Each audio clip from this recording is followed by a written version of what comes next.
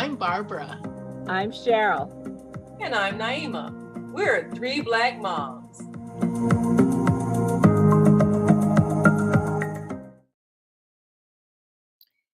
If you pick your newborn up or your baby up when they're crying, you're going to spoil that baby.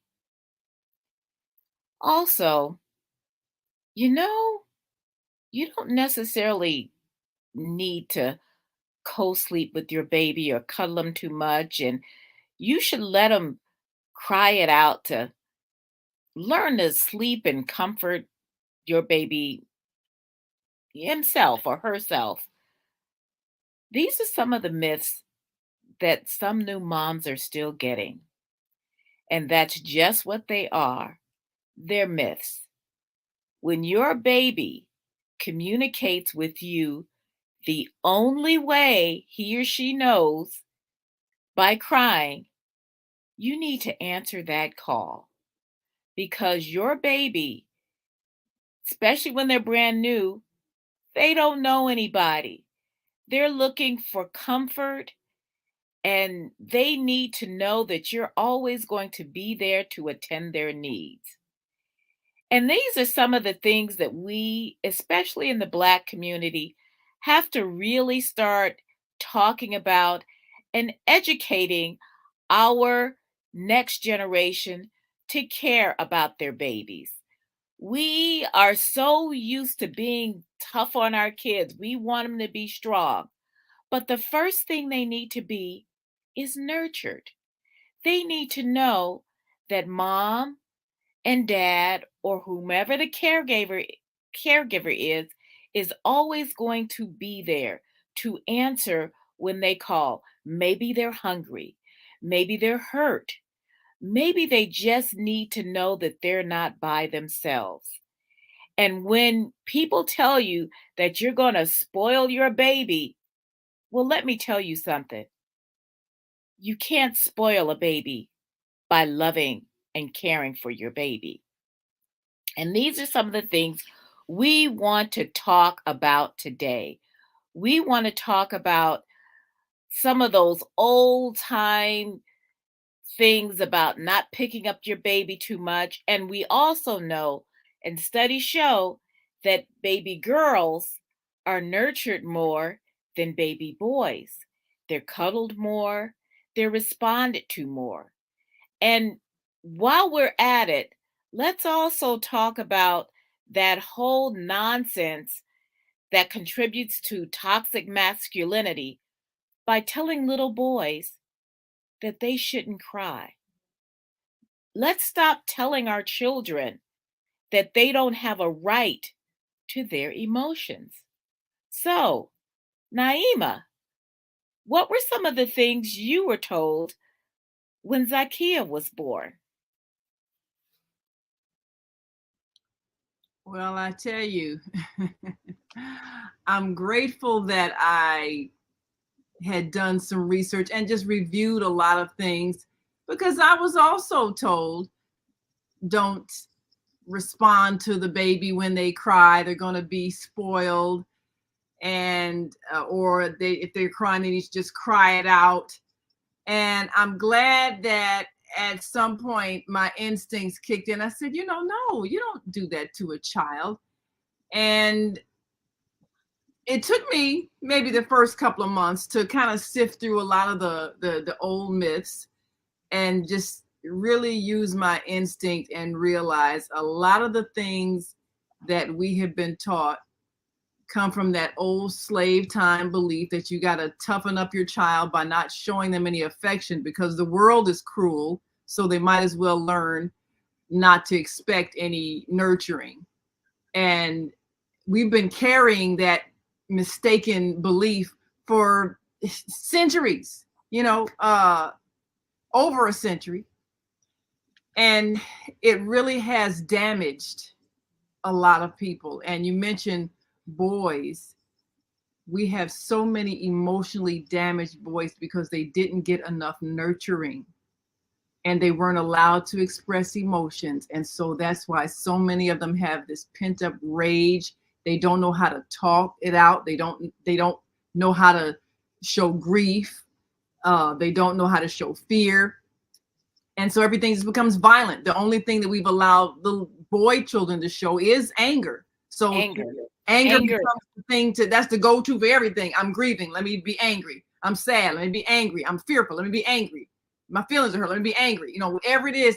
And then anger, violence, that's all acceptable for male behavior. Like you say, toxic masculinity. We do that by not letting our boy children feel the love and the mothering and the nurturing that they need. And when they don't get it, they go after other things that have nothing to do with love, but it's the need that they have to feel loved. And that's what has to change in our thinking so that we can change the way we raise our children. So Barbara, you've raised a son and now you got grandsons and all that's true. I think another thing is the attitude that a parent has toward their child, even at the very youngest. And this is something that has always disturbed me. You'll see a stranger with their child and you'll say something like, "Oh, he's so cute," or "Oh, she is so pretty." And the comment will be, "Oh, he's so bad." Yes. Or, "Oh, she's so bad." Like they can't accept something positive said about their child. I honestly don't know where that comes from. But if you start instilling that kind of criticism, that critical response about anything positive, your child will experience a type of insecurity that really cannot be explained. Yes, the world is a cruel place. And yes, they're going to run into meanness and bullingness and other kinds of attitudes and behaviors from people around him. But they don't need to learn the meanness at home. They need to know that there is a place of comfort, of kindness, of security, of stability in the place where they're going to be raised, where they're going to be most of their lives. And I think another strange myth, and this may be getting further down the line beside a baby, is the fact that, oh, you have to eat everything on your plate.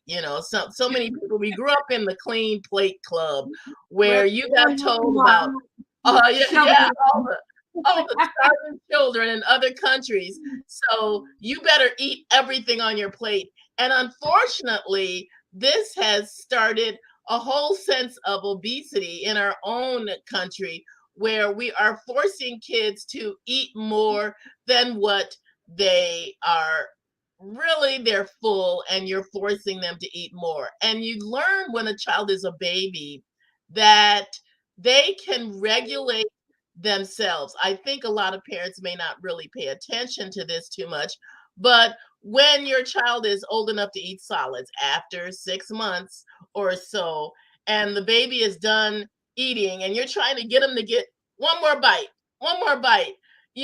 and they're full. And you don't need to force a child to eat, because when they're hungry, they'll ask for more or cry for more. But this whole thing of you've got to make it all disappear and force feed a child when they're really done eating, that's another one of those myths that the child's going to starve to death if you don't force them to eat past their sense of fullness. And you teach kids to not be able to listen to their own body. That's exactly right. And then years later, when they're going to Weight Watchers and somebody has to tell them, you eat when you're hungry and you stop when you're full, and they have to ask, how do you know when you're full? Yeah. And what they tell you, by the way, is when you sigh. And you will have, and if you pay attention to that one little thing, you will go and you will have a full plate of something, and 3 or 4 bites in, you will sigh. Guess what? You're done. But the thing is that we keep eating because we have been taught from infancy to clean your plate or to keep eating beyond. And I think if everybody actually stopped eating after that sigh, you would see the weight go down. You'd see a whole lot of more people with doggy bags and leftovers, but that's okay because you have to retrain your body. And there's a lot of things that we do, and some of it is really, as Black people, we have got to stop punishing our children for being children. Barbara, when you were saying something about somebody saying, oh, they're so bad, I have told young mothers, and when they say, oh, they're just so bad, and I said, no, he is not being bad. He is curious. He is showing signs of intelligence, and the curiosity is right where he is supposed to be. And yes, when they are 2 and 3 years old and they are getting into everything, you need to limit them to make sure that they are safe, and show them some boundaries for safety. But you need to embrace the fact that they are curious about the world around them, because their brains are growing. And we can't keep telling our children, just go somewhere and sit down, because we do not need to be raising children who are just placid, and they're not little old people that need to just sit down and rest their bones. They are children, and we are constantly worried, and the society does that too. They had a experiment once with all these teachers, and even the Black teachers did this. So they were showing these teachers, there were 4 children. There were 2 Black children, one female, one male. There were 2 white children, one female, one male. And they were telling these teachers, okay, watch for misbehavior. Actually, the trick was there was no misbehavior in any of the children. They're like 5 years old. And there was no misbehavior in any of the children. And what the experiment actually was is that they were watching what child the teachers were focusing on. All the teachers, including the Black ones, were focusing on the Black boy. Wow. So they were all expecting for this Black boy to misbehave. And so and like I said, it was obvious even for the Black teachers to do this. So we have already socialized ourselves to expect our Black boys to misbehave. That is why they're more harshly punished. So we need to, start from the crib. When your little boy cries, you pick your little boy up. Dad, you kiss your little boy. You tell your little boy that you love him. When he falls and he hurts himself, don't tell him, oh, you need to man up and big boys don't cry. You comfort him and say, what's wrong? Because if that was a little girl and you did that, that's the same way you would treat your little boy. And when a child is hurt, you comfort them. When they're hungry, you feed them. When they're done eating, you don't punish them for not cleaning their plate. Make their plate smaller, make the portion smaller, and don't overwhelm them. And these are the things that we need to toss out as a people. As a people, we are. I'm so blown away by Trevor Noah's last show and what he talked about Black women and how he praised Black women and says, that we need to be listening. Well, we need to listen to ourselves. We need to listen to our own instincts and stop having someone else tell us, oh, don't pick that baby up. We already know how we're supposed to nurture our children. Just get out the way. Let us do it, because don't let someone else tell you how to love your child. Absolutely. The thing that we get stuck on, and you probably have had this happen after you explain to a mother not to say her child's bad. You explain the whole thing. Oh, they're just curious. They're showing intelligence. You want to encourage them, give them ways to explore. You say all of this logical stuff, and then they still erase everything you just said. No, they just bad. And you want to take the mother and just take them. It's like, dig it out. But But You know what? Because that's what they've heard. That's why you would heard. That is what they've heard. That's what they've grown up with. When people go on and on about how they were beaten as children and they turned out okay, as if trauma is okay, and they will keep on passing on trauma to the next generation, and all the other things that they do. That's why you get these horrific cases of people leaving their kids out in the cold to freeze to death. People like forcing their kids into closets and starving them to death and all these other things, because we are convinced that childhood curiosity is a bad thing, that childhood growth is a bad thing, that childhood even when they're boisterous, I mean, a lot of children are over the top and all these other kind of things, and there's ways to redirect, you know, undesirable behavior or behavior that is self-destructive, but telling them that they're bad isn't one of them. Right. That's a type of conditioning, I think, that is so harmful. It's very wounding. I just happen to have finished a book with my women's group. Can't see it. What is it? Can't read that. It is from You Are Worth the Work by Junie Felix, From Trauma to Faith. And she talks a lot about the trauma in her own life, growing up with a mother that had mental illness. So there was definitely abuse there.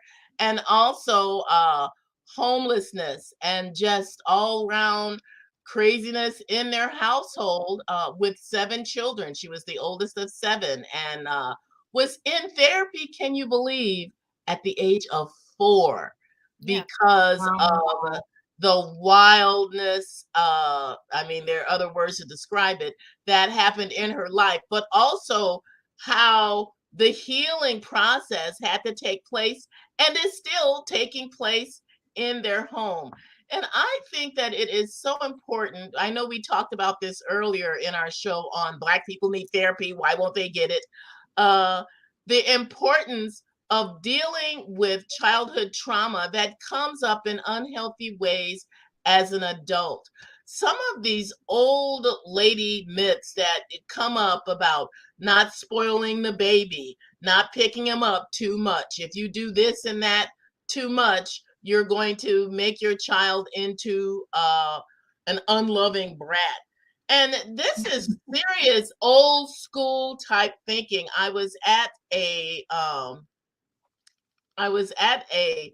girls baby shower, and all the moms were all giving all kinds of advice, writing things in the new mom's journals. She hadn't had the baby yet. And I was surprised at a couple of my older friends who said that same thing. And I didn't want to come off and sound conflicting, contradictory, but I actually did pull the mother aside privately and say, you know what, don't listen to that. You know, if your baby cries, your baby is messed up as they are. You know, you get to a place where you can recognize the different cries and what they mean. But if you are letting your child get to a point where they are now screaming, you are not going to be able to discern what is wrong if you're not prompt in dealing with their needs, checking everything. Sometimes it just means just to hold them. And there's totally nothing wrong with that. That's fine. And that's okay too.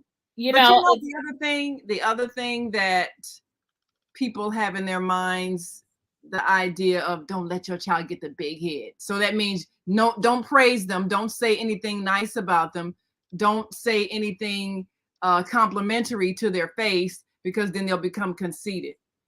Now that's another myth that I don't know how that developed, but that I see that a common thing where if for some reason parents think you're not supposed to say anything nice about a child, you're supposed to keep them humble. Matter of fact, I think I heard someone use that term. Well, you know, you want your children to be humble.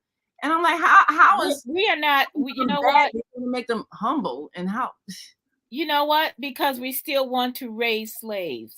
We're still trying to raise our children to either, be a good slave to massa or to stay under the radar so we're not sold or down the river. We need to stop raising our children to be enslaved people. We have not been enslaved people for several generations now. We need to stop trying to make our children slaves and then wondering why we have the mental health issues in our community that we do.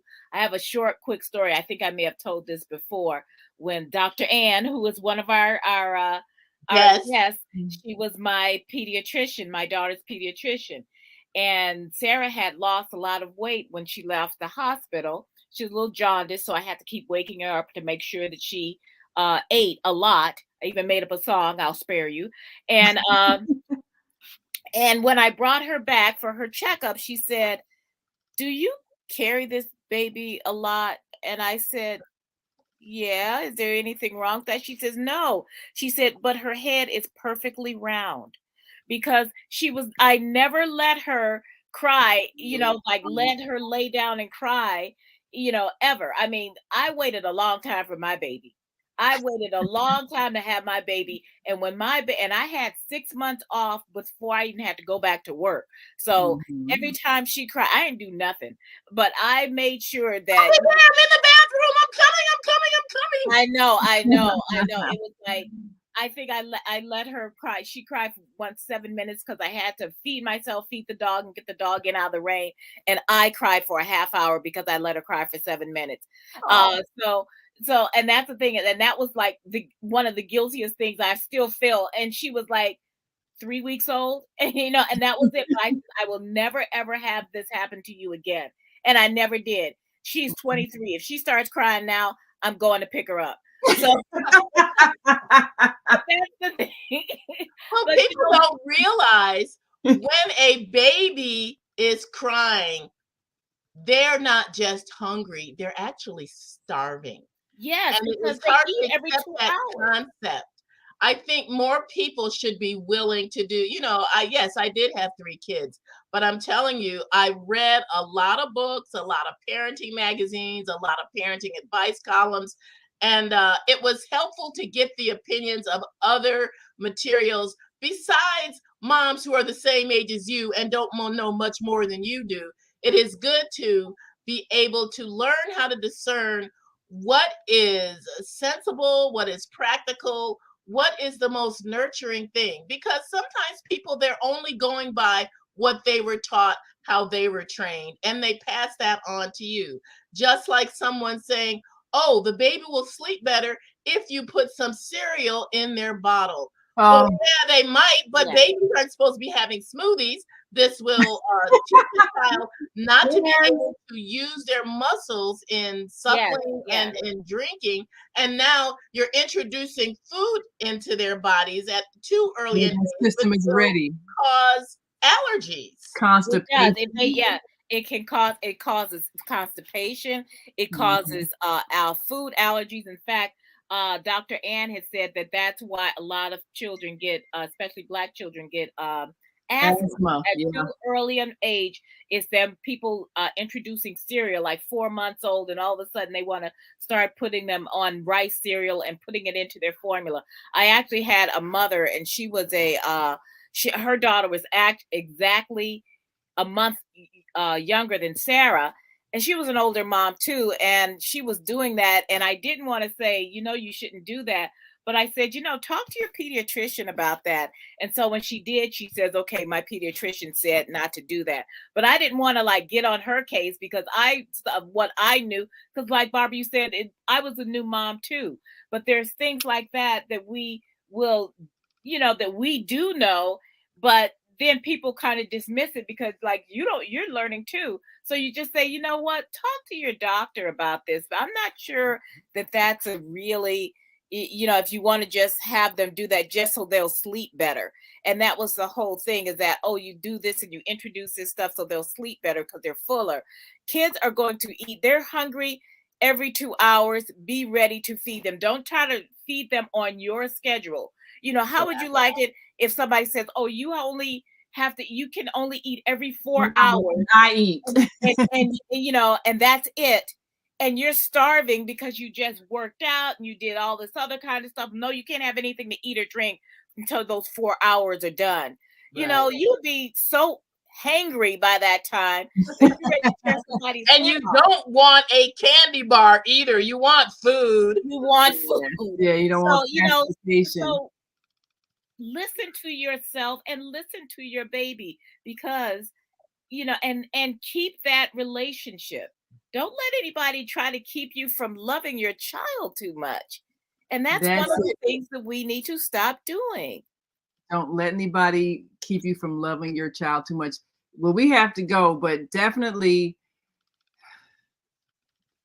talk to your pediatrician and make sure that you don't follow any of these.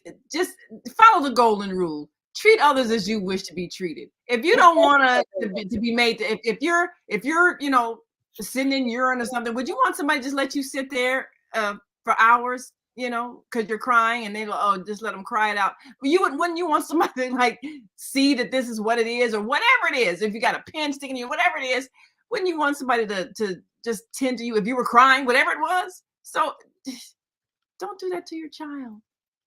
And that's I think that's the basic thing. Treat your child the way you would want to be treated.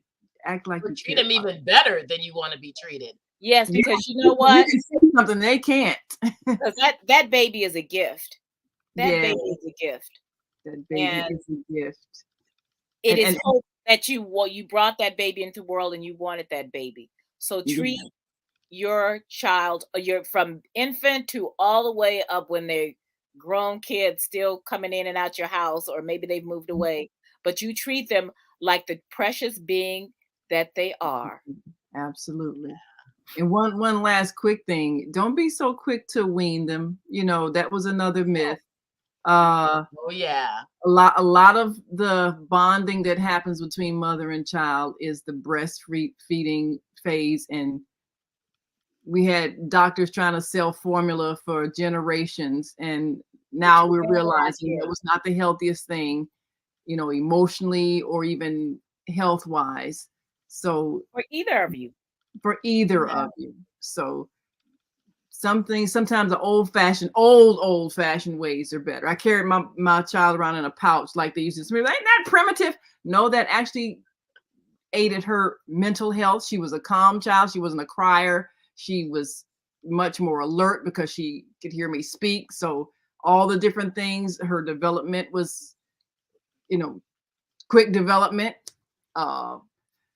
alert and calm, because I carried her, and no, she was not spoiled. So anyway, we've got to go. But make sure you subscribe to our YouTube channel, 3 Black Moms, and follow us on Facebook, 3 Black Moms. And feel free to write in some of the old myths that maybe you followed that you wish you hadn't, now that you know better. Yeah. Let us know. Anyway, until next time, I'm Naima. I'm Cheryl. And I'm Barbara. Treat your babies well, and Merry Christmas. Bye.